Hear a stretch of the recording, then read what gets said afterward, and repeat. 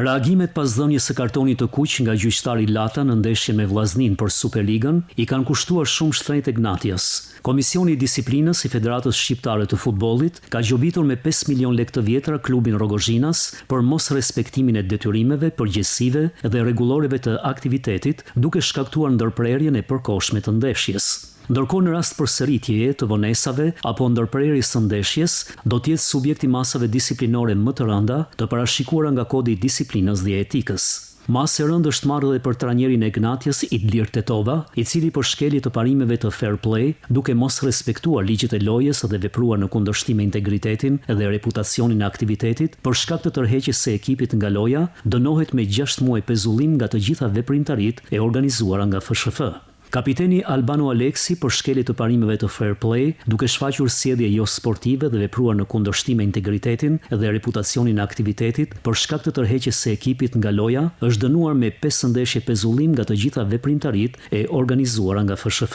Ndërsa 6 zyrtar të tjerë të klubit të futbollit Egnatia, po për të njëjtat arsye, janë dënuar me 5 ndeshje pezullim nga të gjitha veprimtaritë e organizuara nga Federata Shqiptare e Futbollit.